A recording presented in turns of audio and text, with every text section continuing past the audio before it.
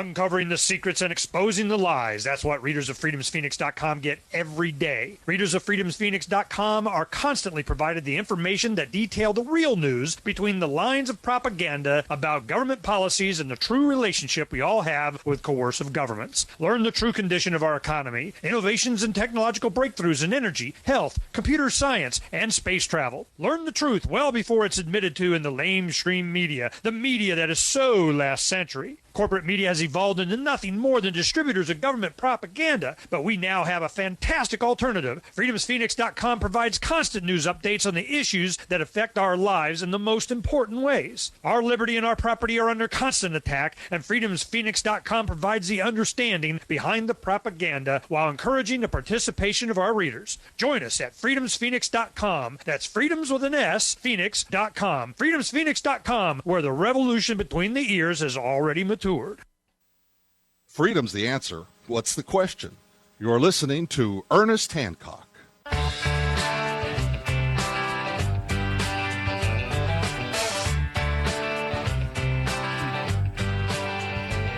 Yeah, crank up the rhetoric. Now, let me tell you what the rhetoric is. Nader, Progressive Libertarian Alliance, the most exciting new political dynamic in U.S. Yeah. Well, they're talking about Gerald Celente. He's making kind of the same comments. And then they went on to say, longtime American politics gadfly Ralph Nader, a man of many ideas, almost diametrically opposed by most libertarian conservatives, said Wednesday that he's seeing a coming convergence of liberals, progressives, and libertarian conservatives in the wake of a worsening financial crisis and dogged partisanship that's put the government into gridlock, blah, blah, blah, blah, blah. Now, the thing is that they go, prepare for the rise of libertarian progressives. Do those terms even go together, Larken? No. What do they mean by that? What it means is the progressives are trying to hijack the enthusiasm that a lot of people suddenly have for libertarianism because they're starting to understand the philosophy. But you can't, libertarianism is a principle. It's not like a building or something like the Republican Party or the Democrat Party. It's just this establishment that you can hijack. Like if you hijack libertarianism and do something else with it, it's not libertarianism anymore. Well, that's what the Libertarian Party has been trying to do, and I think the Libertarian Party is pretty far removed from the libertarian movement now. Yeah, and I've been bashing them recently too. And there's actually a part in The Most Dangerous Superstition, not just about the party in particular, but how destructive the belief in authority is on most of the people who want freedom, because they're tricked into believing, well, the way to do it is to get a nice guy on the throne, because, we need the law to tell us we're allowed to be free. And holy smokes, first of all, you're never going to get it. Never happened ever and never will. Why would there ever be a government that says, we have the right to rule you, but we're not going to? Yeah, we're going to do it nicely. Right, we're going to be nice about it. I understand, Larken. I'm just hopeful that there's enough people that are going to be able to kind of manifest this in a way that's going to make a difference. And how would that be? I mean, would it be financially? Would it be... that leads perfectly into number two. Aside from the fact that there's no such thing as, libertarian rulers, like the best they could do is quit, is the trouble is that when libertarians look to government, they're actually reinforcing in their own heads that they need authorities' permission. What it's going to look like when we actually get freedom is a bunch of people who all the way escape the superstition, who all the way understand, I own myself. And that guy over there, he can call himself president, he can call himself king or emperor or congressman, he can call himself anything he dang well pleases. He still doesn't have the right to take one penny from me without my consent. And what you're going to see, instead of political activism and protests in front of government buildings and petitions and elections and new political parties, you're going to see a bunch of people who say, we own ourselves and we're going to act like it. And we don't care if you call us criminals, because all a criminal is somebody who disobeys a politician. And we don't care anymore that authority says we're evil and nasty. We don't care that the parasite class says, you're lawbreakers. Yep, we're lawbreakers. Because your law says we have to give our money to you to use on your stupid agenda, and we don't care. We don't feel bad about disobeying you. And that is the hurdle to achieving freedom, because so many people, even some of the most ardent pro-freedom activists, they still so much want the approval of authority. They want the law to tell them they're allowed to keep what they earn. They want the law to tell them they're allowed to decide what to eat and drink and smoke and all that. Instead of, imagine 10% of the population woke up tomorrow and just said, I own myself. I respect the self-ownership of everybody else. And beyond that, I couldn't care less what the law says.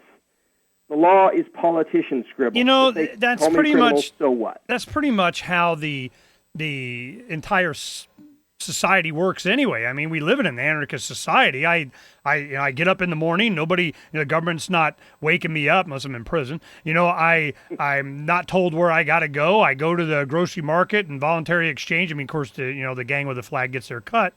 But, we really operate as autonomous beings anyway. It's just when they want to get their share of our productivity that all of this superstition comes in as a justification for them to get their cut. They're just a gang with a flag. And I got this one, I should do this. I'll see if I can pull it up for this. It's a short, just a minute thing as a drag queen comedian. One of the guys, anarchists, showed me, and he's talking about how they go around claiming countries with flags. He goes, hey, I put my flag here, I own it. And India goes to Great Britain and says, what, you can't do it. We live here, 500 million people. They go, got a flag? Well, we got a flag, and our rule is you got to have a flag, and we got a flag, we win. And I'm just going, if that isn't the way they think. So I'm looking forward to a time when, I tell you where it's going to happen.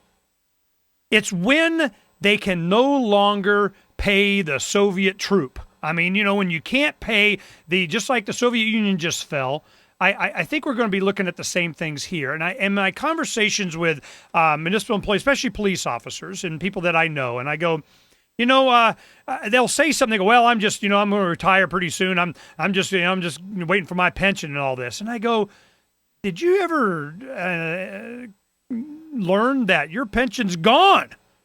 I mean, it's gone. And even if you do get it fully funded, it's with inflated dollar, whatever lifestyle you were promised, or you thought you were going to, under the promise that you're going to support the collective, that's gone, man. Now what? And I don't think they have an answer. I don't know what they're going to do.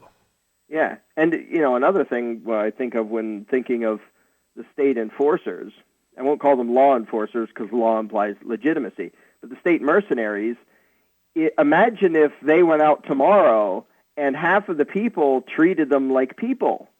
Just said, get out of my face. Like, who do you think you are? Wow, you have a little piece of metal that says sheriff or whatever on it, and you have a gun. I have a gun, too. So where exactly did you think you got the right to treat me like dirt and pretend that you're my rightful master? Because if the problem is the belief in authority in the victims of tyranny is what allows it to keep happening. The cops can hang on to the belief that what they're doing is legitimate because even their victims act like it's legitimate. They catch somebody with pot and, oh, sorry, yeah, I got caught, and timidly walk into the cop car. And instead of saying, what on earth makes you think that some jackass in D.C. scribbling some words on a piece of paper gives you the right to drag me off and put me in a cage because I smoked a leaf, you moron? I want to play this. I got this one up, and it's just, we got enough time. I'm going to go ahead and play this because I'm going to play it. It speaks for itself. Here we go. Built up empires. We stole countries. That's what you do. That's how you build an empire. We stole countries with the cunning use of flags. Yeah. You just sail around the world and stick a flag in. I claim India for Britain. And they go, you can't claim us. We live here. 500 million of us. Do you have a flag?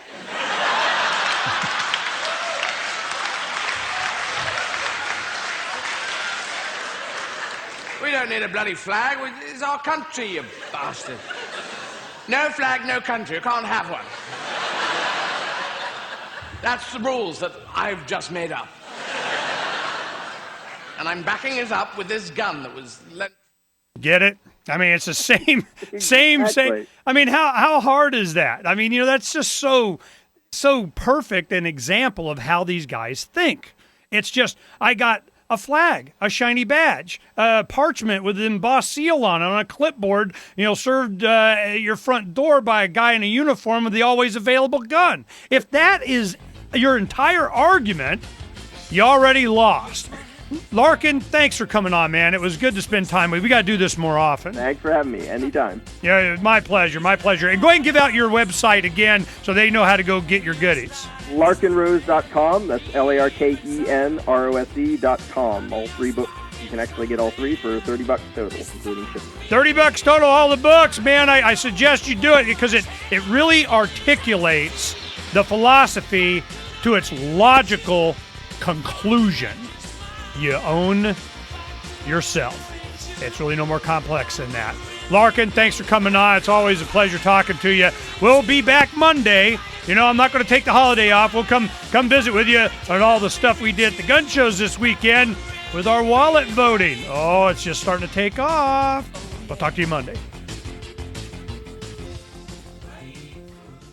This is Ernest Hancock. I'm publisher of freedomsphoenix.com and the radio talk show host of Declare Your Independence. Now, I want to give you my personal endorsement of a wealthy U.S. citizen that is predicting that in 2011, we will witness the most important day in America in more than 50 years. He's produced a video for you. It's a real eye-opener, and I want to make sure that you have an opportunity to watch it. www.endofamerica7.com. Endofamerica17.com. This video has the history of how we got where we are now and where we're going and why. Now, it's a lengthy video. It'll be about 20 minutes, but you need to watch this so you understand what's going to happen to this country and how you can protect your wealth and even benefit financially. Now, you go there. It's free. I want you to watch this video. You need to have this information so that you can survive the economic collapse that's coming to America. It's not if, it's when. That's endofamerica, the numbers 1 and 7.com. After you watch it, you'll understand why I endorse it.